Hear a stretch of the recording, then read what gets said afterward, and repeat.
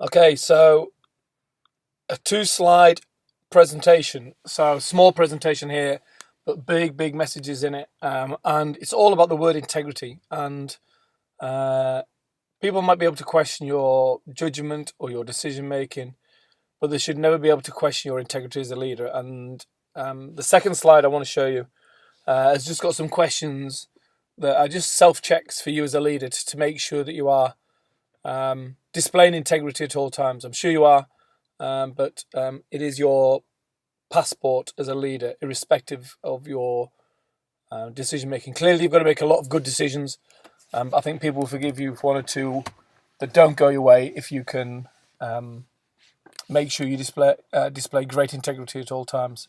The picture of the guy on the photo is a guy called Alistair Clarkson, who's the head coach of Hawthorn, an AFL team in Australia, and they play in a massive competition.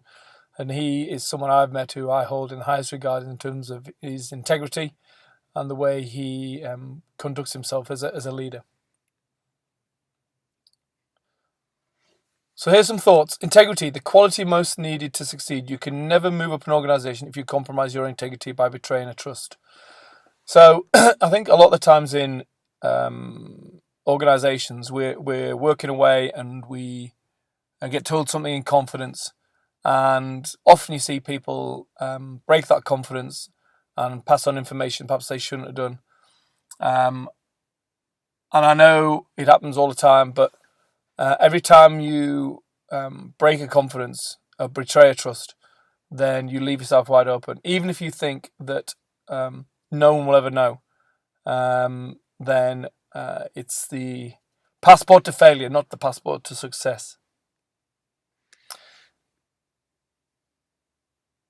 It's just a be true. Be true to your moral character. Be true to your moral character. When it gets tough, it's harder to act with integrity, not easier.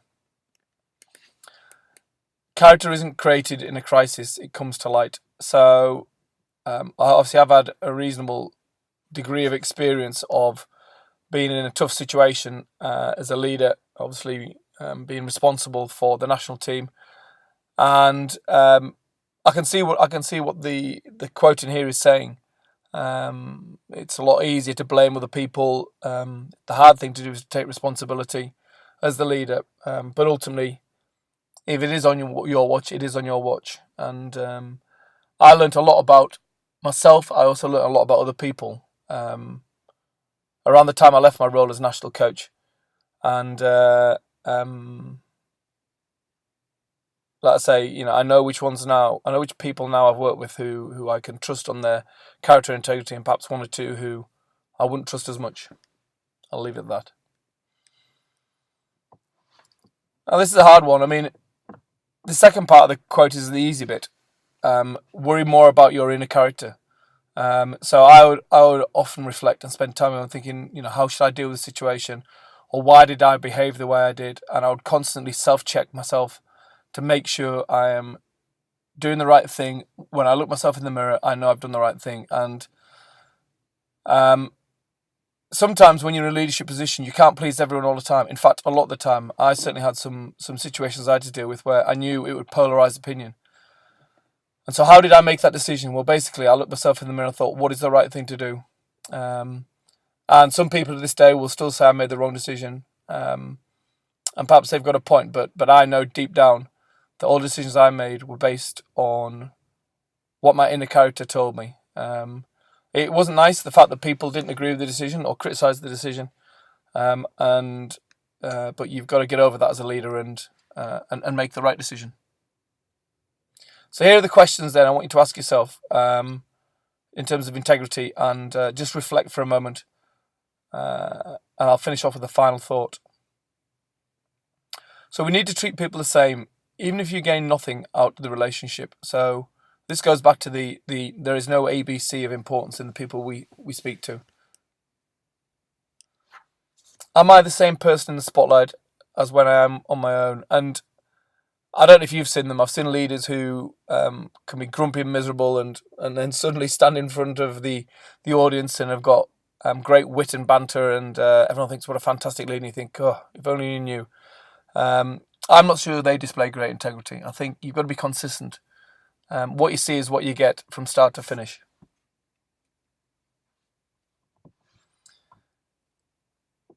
Again, a lot of people struggle to do this. It's very easy to say you're wrong when you're absolutely under pressure and everyone realizes you're wrong. But to put your hand up and admit a mistake before people even know the mistake's been made is an example of integrity. I think that people would respect in you as a leader if you did that. I think this is probably the best reflection note on integrity. Do I put people ahead of my personal agenda? I'm not saying people with their own personal agendas can't get to the top. I've seen it happen time and time again. Just because you're at the top doesn't mean you've got great integrity. And it depends for you on what you think is important in your life and the legacy that you want to leave as a leader. And I've 100% had experience of this. Do I make a difficult decision even when it has a personal consequence? Well, certainly the consequence for me was huge, really, particularly in terms of disciplinary decisions. But I wanted to do what I felt was the right thing and stick to my values and stick to what I believe was the right decision to be made in the circumstances. But it was tough, and there's no doubt about it. There are consequences. I think this is a really good one to think about as well. And this happens all the time. You know, a bit of gossip here and there, and you talk about someone behind the back. I think the true leader who has great integrity, you would talk to them to the face, not talk about them behind the back. And I'm sure we've all done it, and we have to check ourselves sometimes. But we should never talk about people behind the backs. We should always either keep it to ourselves or say it to the face. That's what a leader with integrity does. And I think if you really want to know what underpins integrity, then the final quote is this: commit yourself to honesty, reliability, and confidentiality. If people can trust you, then you have integrity. And trust can be displayed in many ways, but you'll know it when you see it. And you should feel proud in your own personal values if people trust you with secrets or with confidences or with messages or notes that they know won't go any further. If that's the case, then you have integrity, and that is the most important thing of all.